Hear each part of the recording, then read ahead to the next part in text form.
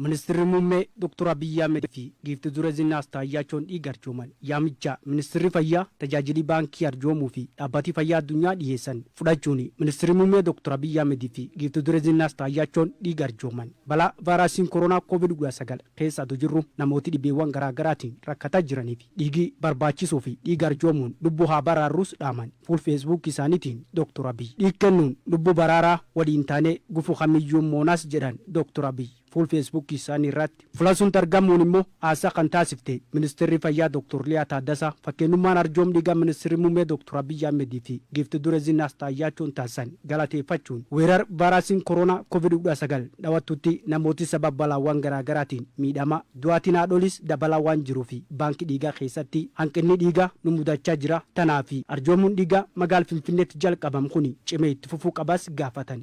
ደመለገስ እንግዲህ እንደ ሀገር አሁን ባለንበት የኮሮና ቫይረስ ወረርሽኝ ወቅት ሰበባ ወረራ ቫይረሲ ኮሮናን ጭነቲ hanqinni dhiigaa baankii dhiigaa keessatti baay'een mudachaa waan jiruuf namni kamiyyuu dhiiga arjoomuun barbaachisaadha. Du'aatiin haadholiis ammas itti fufeera. Balaawwan garagaraas yeroo mudatu ammas dhiiga barbaachisa. Kanaaf namni kamiyyuu dhiiga arjoomuu qaba. Dabalataanis ministeera muummee Dr. Abiyyi Ahmed fi giiftii duree Zinaash Taayyachoo baay'een galateeffachuu barbaada. Fakkeenyummaan akkanaa kun cimee itti fufuu qaban jedha. Fakkeenyummaan ministeerri muummee Dr. Abiyyi jalqabsi.